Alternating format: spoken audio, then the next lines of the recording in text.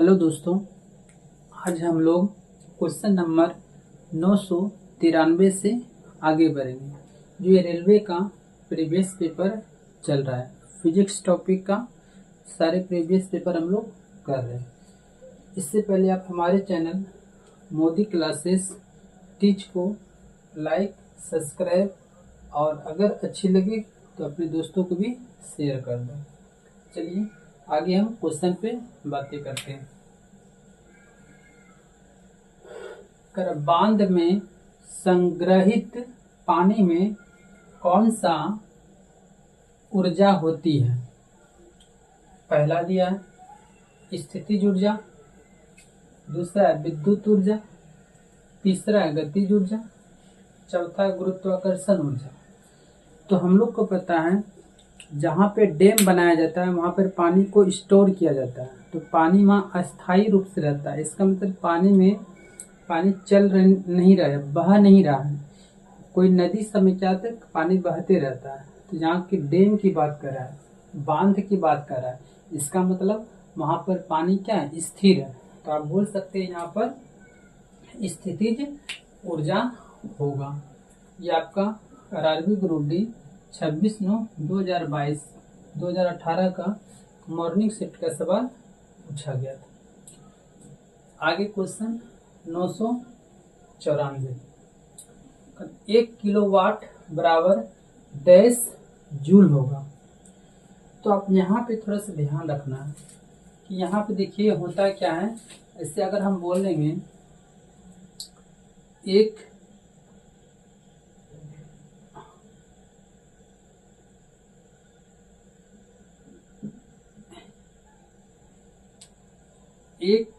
Kilowatt, आप बोल सकते हैं 1 वाट बराबर कितना, 10⁻3। इसका मतलब 1000 वाट ही बोल सकते हैं। तो अगर आपको यहाँ बोल सकते हैं 1000 वाट, 10⁻3 हो गया। और हम लोग को पता है जूल, या तो इसको लिख सकते हैं किलोवाट प्रति घंटा, है ना। किलोवाट प्रति घंटा में इसके बराबर जूल होता है। तो आपको इसको पहले क्या किलो में बदलिए, तो 1 वाट बराबर 10⁻3 किलो। इसको लिख सकते हैं ना 1000 वाट। आप इसको देखिए यहाँ घंटा, तो घंटा को कन्वर्ट कीजिए। घंटा इसका मतलब कितना, 3600 सेकेंड होता है। तो हम लिख सकते हैं यहाँ 3600। इसको आप सोल्यूशन कीजिए। जहाँ आप देखिए 1 अंक के बाद समय पॉइंट है, तो हम करते हैं क्या, यहाँ पर अगर एक वो पॉइंट देंगे, यहाँ पर 1 अंक के बाद पॉइंट है, तो यहाँ पर एगो शून्य क्या होगा और बढ़ जाएगा। इसका मतलब हम लिख सकते हैं यहाँ पर 3.6। 1 अंक के बाद पॉइंट दी, यहाँ पे 2 गो जीरो है, तो एगो और जीरो हो जाएगा। ठीक है, तो यहाँ पर क्या होगा 2 0 1 0, 3 जीरो हो गया, 1 0 2 0 3 0, 3 3 6 हो जाएगा। इसका मतलब क्या लिख सकते हैं, 10⁻6 लिख सकते हैं। यही आपका आंसर आना चाहिए। तो आपका ऑप्शन नंबर 4 दिख रहा है। अच्छा, आप इसको ये भी लिख सकते हैं 1 यूनिट बराबर 1 किलोवाट घंटा होता है, या इसको बोल सकते हैं आप जूल। तो ये तीनों एक ही चीज है। अगर किसी एग्जाम में अगर आपसे पूछ देगा 1 यूनिट बराबर, फिर भी आप 3.6 गुना 10⁻6 टिक कीजिए, या नहीं तो आप बोल सकते हैं कि 1000 गुना 3600 टिक कीजिए। 1 जूल में 1 किलोवाट घंटा बराबर 1 यूनिट होता है, ये ध्यान रखना। ये आपका आरआरबी ग्रुप डी 27/9/2018 का मॉर्निंग शिफ्ट में पेपर में पूछा गया था। आगे बढ़ते हैं।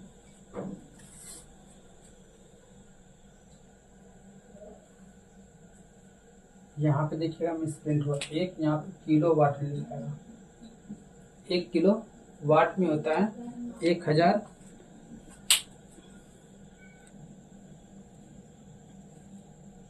क्वेश्चन नंबर 995,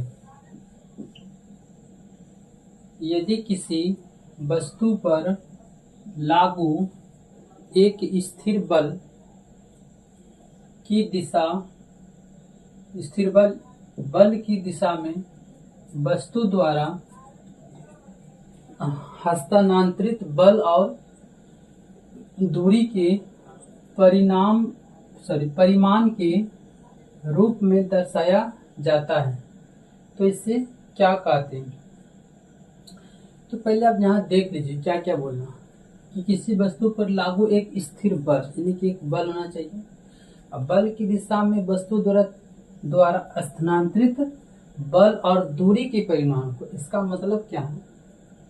एक तो फोर्स होना ही चाहिए, दूसरा क्या है कि बल की दिशा में वस्तु द्वारा स्थानांतरित बल और दूरी के परिणाम के रूप में दर्शाया गया।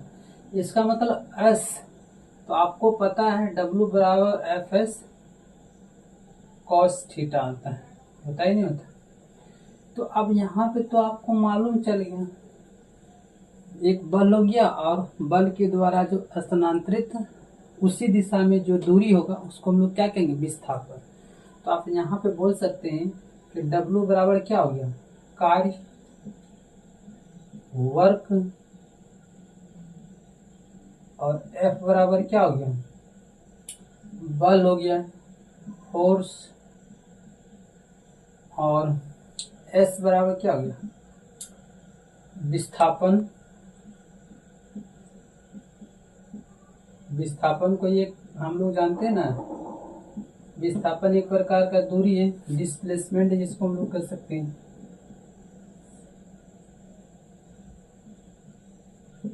डिस्प्लेसमेंट। और ये कॉस थीटा क्या होता है?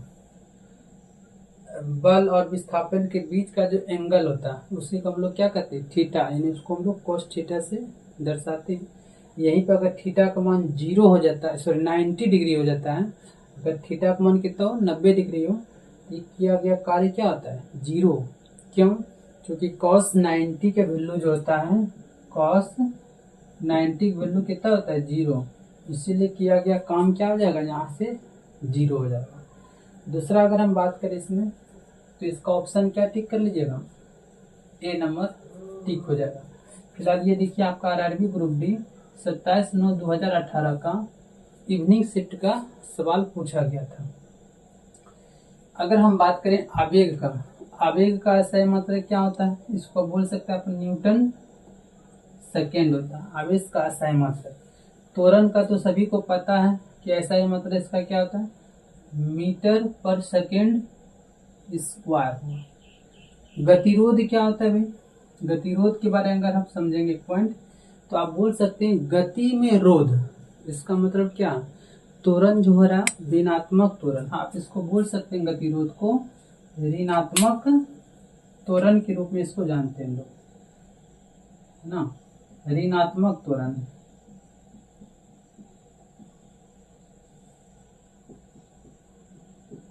जिसको हम लोग गतिरोध कहेंगे। चलिए आगे बढ़ते हैं।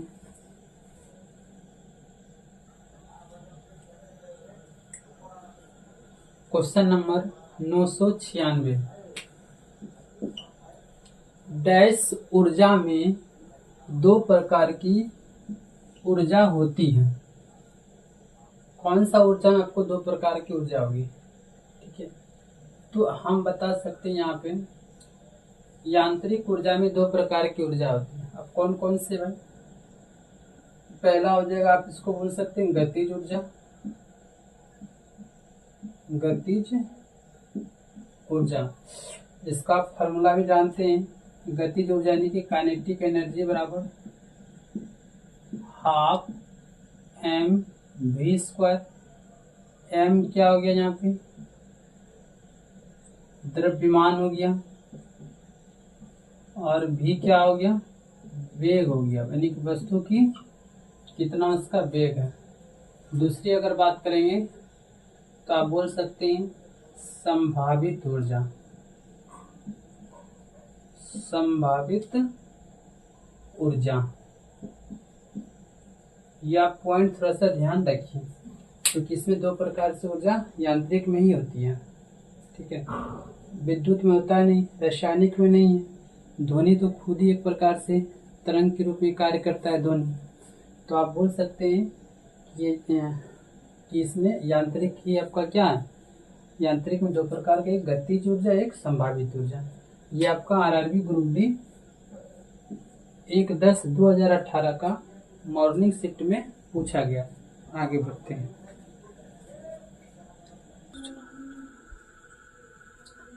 Question number 997। किसी वस्तु को ऊर्ध्वाधर ऊपर की ओर फेंका गया और यह भूमि से अधिकतम ऊंचाई h तक पहुंची। इसके ऊपर जाने के दौरान ऊंचाई h के 3/4 पर वस्तु में क्या होगी? यहाँ पर आपका ऑप्शन दिया हुआ है। करे समान स्थितिज और गतिज ऊर्जा होगी, यानी कि स्थितिज और गतिज ऊर्जा का मान क्या होगा? दोनों का इक्वल होगा। दूसरा है केवल गतिज ऊर्जा होगी। तीसरा ऑप्शन है स्थितिज ऊर्जा अधिक और गतिज ऊर्जा कम होगी। चौथा स्थितिज ऊर्जा कम और गतिज ऊर्जा अधिक होगी। तो आप यहाँ से थोड़े से समझिए ध्यान से। काइनेटिक एनर्जी बराबर क्या होता है? 12 mv²। इसका मतलब हो गया। और P पोटेंशियल एनर्जी बराबर क्या होता है? mgh। अब बताइए, अगर हम किसी वस्तु को ऊपर लंबवत फेंकेंगे तो वस्तु का जैसे जैसे वस्तु ऊपर की ओर जाएगा वैसे इसका वेग में क्या होगा? कमी होगा। अगर वेग में कमी है तो इसका मतलब क्या है कि इसका गतिज ऊर्जा में क्या होगा? कमी होगा। तो यहाँ आप बोल सकते हैं गतिज ऊर्जा में तो कमी होगा। और स्थितिज ऊर्जा क्या? देखिए, हाइट बढ़ेगा, h बढ़ेगा तो P यानी कि पोटेंशियल एनर्जी स्थितिज ऊर्जा का मान में क्या होगा? वृद्धि होगा। तो यही बोल रहा है। यहाँ पे एग्जैक्ट वैल्यू दिया है 3/4। ठीक है, तो लेकिन यहाँ तो आपको 3/4 दिया जरूर है। मान के चलिए 4 ऊंचाई होगा। मान के चलिए कि ये अर्थ है और ये वस्तु का हाइट है। टोटल यहाँ से हाइट 4 है और ये 3 तक पहुंच चुका है। तो यहाँ पे बोल रहा है, यहाँ पर आप ये दोनों ऊर्जा का मान बताइए क्या हो। तो यहाँ भी देखिए ना, तो यहाँ पे धीरे धीरे ऊपर जा रहा है, लंबवत जा रहा है। इसका मतलब वेग कम हो रहा है। तो यहाँ भी गतिज ऊर्जा यानी कि काइनेटिक एनर्जी कम ही होगा और पोटेंशियल एनर्जी में क्या होगा? वृद्धि होगा। क्यों? क्योंकि ये देखिए यहाँ पर हाइट ले रहा है तो h बढ़ रहा है तो पोटेंशियल एनर्जी बढ़ेगा। और जैसे जैसे h बढ़ेगा, ऊंचाई बढ़ेगा, तो आप जानते हैं कि इसका v में क्या होगा? वेलोसिटी कम होगा। वेलोसिटी कम होगा तो गतिज ऊर्जा में क्या होगा? कमी होगा। तो आप हम बोल सकते हैं कि स्थितिज ऊर्जा अधिक और गतिज ऊर्जा कम होगा। ये थोड़ा सा अच्छे लेवल का सवाल भी है। तो इस बार जो ग्रुप डी में है थोड़ा सा लेवल से सवाल पूछे भी जा रहे हैं, है ना। ये आपका आरआरबी ग्रुप डी 1/10/2018 का आफ्टरनून शिफ्ट में सवाल पूछा गया था। आगे बढ़ते हैं।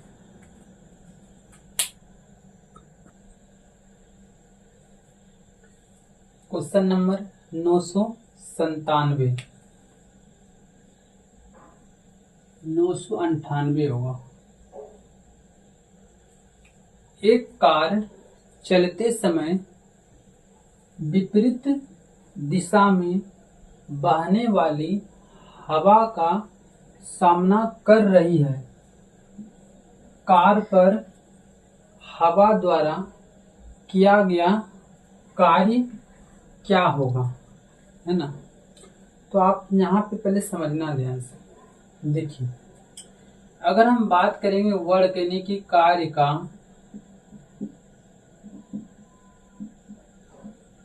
तो कार्य मुख्यतः 3 प्रकार का होता है। सबसे पहला होता है धनात्मक कार्य। धनात्मक कार्य। दूसरा होगा ऋणात्मक कार्य।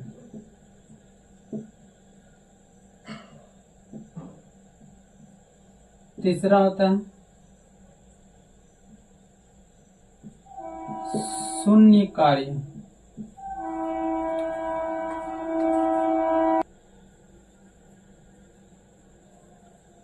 अब हम लोग को इसके बारे में जानना है कि धनात्मक कार्य कब होगा, ऋणात्मक कार्य कब होगा, शून्य कार्य कब होगा।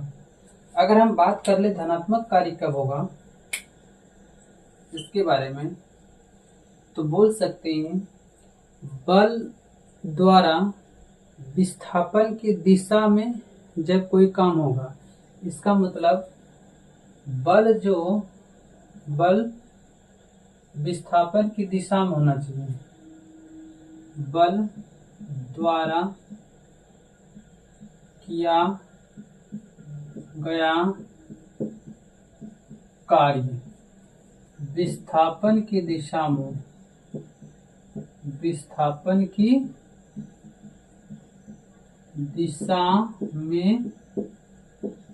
हो, है ना। अगर कोई वस्तु, अगर हम मान चले इस डायरेक्शन में बल लगा रहे तो इसी डायरेक्शन में आपका क्या होना चाहिए, दिशा भी होना चाहिए। इसका मतलब कि विस्थापन भी होना चाहिए, तो वहां पे पॉजिटिव यानी धनात्मक कार्य होगा। ऋणात्मक कार्य के बारे में समझेंगे तो आप बोल सकते हैं बल द्वारा किया गया कार्य जो है विस्थापन की विपरीत दिशा में। तो आप ये लिख सकते हैं बल द्वारा किया गया कार्य विस्थापन की विपरीत दिशा में हो, विपरीत दिशा में हो। अगर विपरीत दिशा में है तो आप बोल सकते हैं यहाँ जो काम होगा वो ऋणात्मक काम होगा। अब हम थर्ड पॉइंट को समझते हैं, शून्य कार्य कब होगा, जब बल और विस्थापन के बीच में लंबवत कार्य हो। आप बोल सकते हैं बल और विस्थापन के बीच किया गया कार्य लंबवत दिशा में, लंबवत हो, है ना। लंबवत यानी कि 90 डिग्री पर काम किया गया हो। अगर हम 90 डिग्री पर काम कर लेंगे तो आपको जानते हैं कि W बराबर क्या आता है, F S cos theta. Cos 90 की वैल्यू क्या आता है, 0, इसलिए कार्य क्या होगा, 0 कहलाएंगे। तो ये आपको यहाँ पे थोड़ा सा ये जो पॉइंट हम डिस्कस किए ये थोड़ा सा आपको याद रखना है। आगे बढ़ते हैं। अब देखिए ये जो पेपर आरआरबी ग्रुप डी का है जो 1/10/2018 का इवनिंग शिफ्ट का सवाल पूछा गया है। आगे बढ़ते हैं।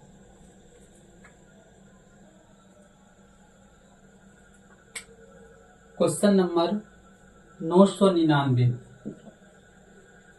किसी वस्तु पर किया गया कार्य निम्न में से किस पर निर्भर नहीं करता है। तो आपको यहाँ पर वो चीज बताना है जिस पर जो वर्क है वो निर्भर नहीं करेगा। पहला है विस्थापन पर। तो यहाँ देखिए W बराबर एफ एस कॉस थीटा, ये तो होता ही है, इस पर, इसका मतलब इस पर निर्भर करेगा। तो विस्थापन पर तो निर्भर करेगा क्योंकि यहाँ पर S है। वस्तु के द्रव्यमान, इसको बाद में देखते हैं। आरोपित बल यहाँ FB है। कर बल और विस्थापन के बीच कोण, ये देखिए बल और विस्थापन के बीच का जो कोण है cos थीटा, तो इस पर भी निर्भर कर लिया। आरोपित बल पर भी निर्भर कर लिया, बल और विस्थापन के बीच के कोण पर भी निर्भर कर लिया। बाकी क्या बच गया, वस्तु के द्रव्यमान। देखिए m यहाँ पर कहीं भी नहीं है इस फॉर्मूले में, इसका मतलब आप बोल सकते हैं कि ऑप्शन नंबर बी सही है। अब देखिए थोड़ा सा एक दो पॉइंट और भी आपको ध्यान रखना है कि कार्य वस्तु के प्रारंभिक वेग पर निर्भर नहीं करता है, वेग पर निर्भर नहीं करता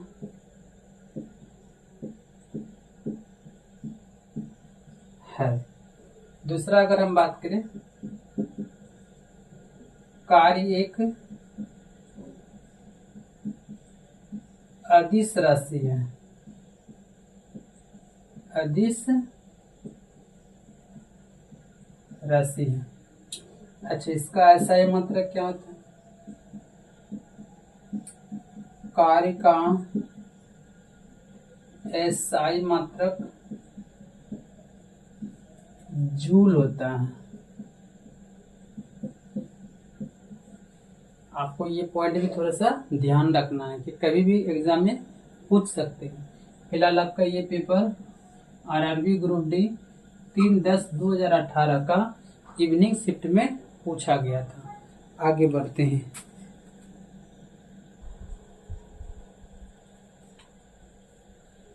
क्वेश्चन नंबर 1000 पे आ गए हम लोग, 1000 पर आ चुके हैं। किसी वस्तु की गतिज ऊर्जा डैश के साथ बढ़ती है। किसके साथ बढ़ती है इसके बारे में पूछा गया। तो हम लोग पहले गतिज ऊर्जा का सूत्र लिख लेंगे। यानी कि आप जानते हैं काइनेटिक एनर्जी बराबर क्या होता है? Half mv²। आप इसका मीनिंग समझ लेंगे। तो m बराबर क्या हो गया? वस्तु का द्रव्यमान। वस्तु का द्रव्यमान है। और v बराबर क्या हो गया? वस्तु का वेग। वस्तु का वेग या बोल सकते हैं चाल। तो इसी पे तो निर्भर करेंगे। बाकी ये क्या है? ये तो कांस्टेंट टर्म है। ये तो सारा जगह क्या होगा? इक्वली होगा। तो इस पर तो निर्भर नहीं करेगा। तो आप यहाँ देख लेते हैं दिया क्या है। दूरी पर एस कहीं है? नहीं है। इसका मतलब आप बोल सकते हैं दूरी पर निर्भर नहीं करेगा।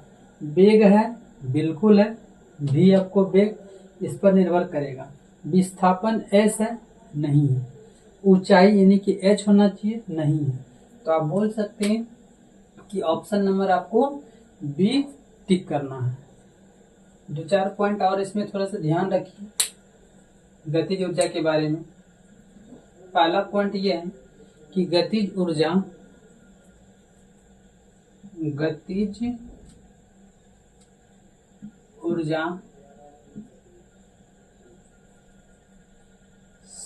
शून्य या धनात्मक होती है। धनात्मक हो सकती है, परंतु ऋणात्मक कभी नहीं होगा। ऋणात्मक कभी नहीं होगा। ये थोड़ा सा आपको ध्यान रखना है। ये हमेशा और हमेशा या तो शून्य हो जाएगा या तो आप बोल सकते हैं धनात्मक होगा। ऋणात्मक ये कभी नहीं हो सकता। ठीक है। दूसरा बात क्या है? गतिज ऊर्जा है एक प्रकार से। ये तो एक जानते हैं गतिज ऊर्जा एक अदिश राशि है। अदिश राशि है।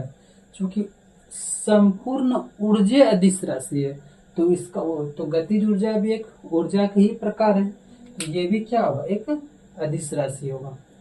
आपका देखिए ये आरआरबी ग्रुप डी 9/10/2018 का इवनिंग शिफ्ट का सवाल पूछा गया था। आगे बढ़ते हैं।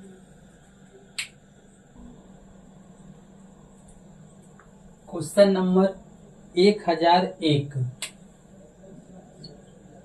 कह रहे 1 जूल बराबर। देखिए ये आपका ऑप्शन से मिलाना है। ये ऑप्शन ही दिया हुआ है। आपसे इसी से आपको टिक करना है कि क्या होगा। तो हम पहले एक बात बताइए कि अगर हम बात कर ले जूल किसका मात्रक होता है? अगर आप जूल बोलिएगा तो बोलिएगा कि सर ऊर्जा का मात्रक होता है। ऊर्जा का SI मात्रक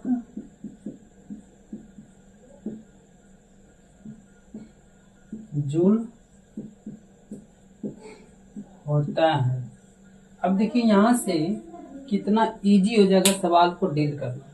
अगर ऊर्जा का SI मात्रक जूल है तो ऊर्जा का सूत्र क्या होता है? W बराबर FS होता है।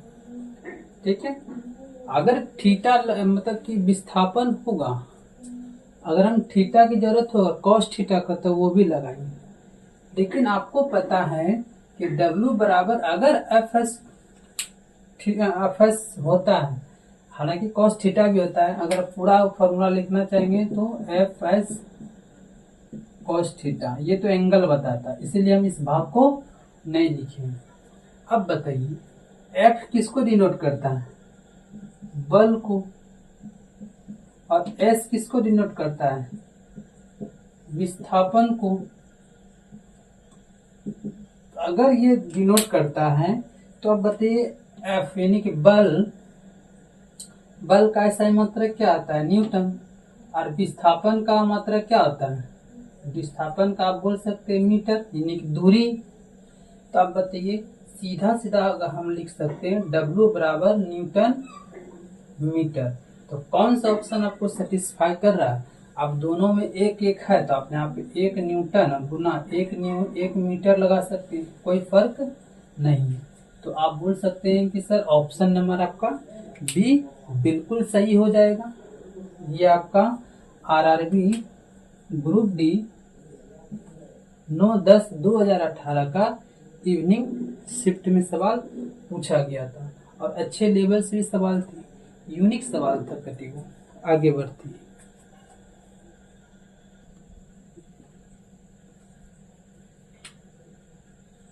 Question number 1002। एक वस्तु की गतिज ऊर्जा में इसके डैश के साथ वृद्धि होता है।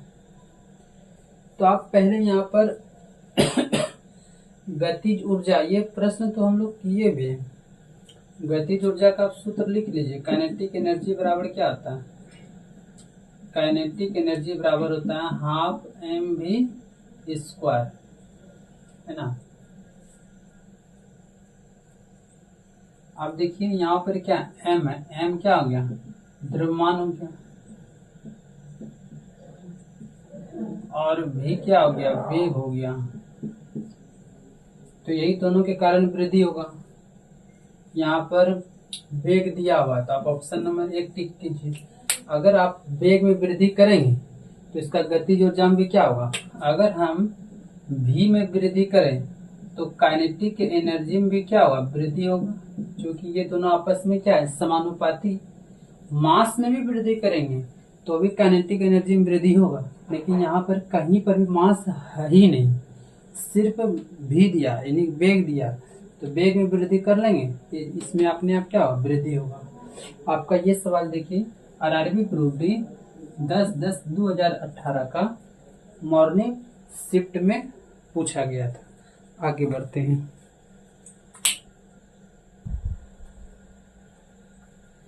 Question number 1003।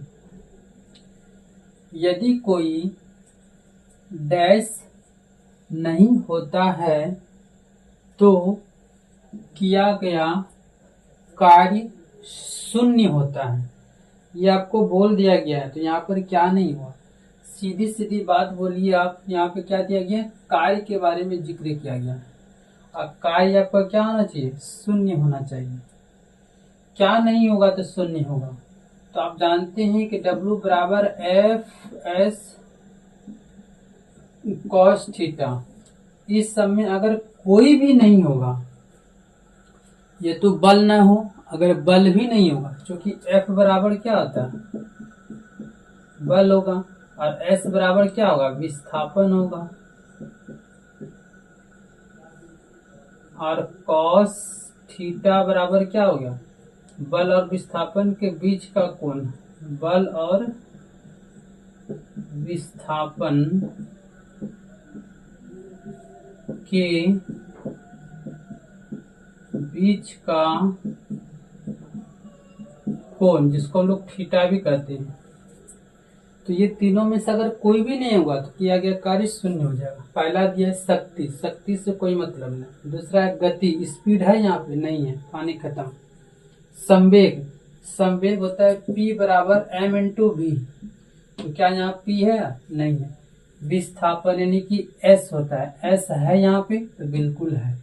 अगर S नहीं होगा तो किया गया कार्य क्या हुआ? 0 हो जाएगा। तो इसका मतलब है हम लोग ऑप्शन नंबर क्या टिक कर लेंगे? 4 टिक कर लेंगे। ठीक है, ये आपका आरआरबी ग्रुप डी 11/10/2018 का मॉर्निंग शिफ्ट में सवाल पूछा गया था। इस प्रकार से आज हम लोग 1003 तक क्वेश्चन कंप्लीट कर चुके हैं। आगे कुछ सवाल इस चैप्टर का बाकी है, तो आपको नेक्स्ट वीडियो में प्रोवाइड करा दिया जाएगा। धन्यवाद।